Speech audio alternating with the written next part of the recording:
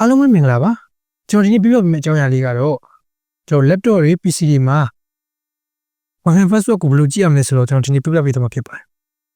ကျွန်တော်တို့ Wi-Fi password ကြည့်တော့မယ်ဆိုရင် keyboard ကနေပြီးတော့ကျွန်တော်တို့ Windows နဲ့ R နဲ့ကိုတွဲနှိပ်ရပါမယ် Windows နဲ့ R နဲ့တွဲနှိပ်လိုက်ပြီဆိုရင်ကျွန်တော်တို့ဒီမှာ run boundary ကြားရပါတယ် run boundary ကြားရပြီဆိုရင်တော့အမှားကျွန်တော်တို့ ncpa.cps ဆိုပြီးကျွန်တော်ရိုက်ထည့်လိုက်ပါပြီးရင်တော့ကျွန်တော် enter တစ်ချက်နှိပ်နေမယ်ကျွန်တော် enter နှိပ်နေမယ်ဆိုရင်ကျွန်တော်ဒီမှာနောက်မှာ Wi-Fi 3ဆိုတာလေးကျွန်တော်ထပ်ပြီးတော့နှိပ်လိုက်ပါတယ်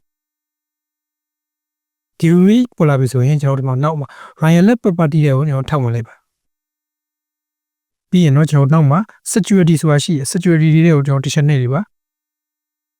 ပြီးရင်တော့ကျွန်တော်ဒီမှာ show character ဆိုတာလေးကိုတစ်ချက်အမှန်ကြီးလေးပေးလိုက်ရင်ကျွန်တော် Wi-Fi password ကိုလွယ်တကူကြည့်လို့ရသွားပြီဖြစ်ပါတယ်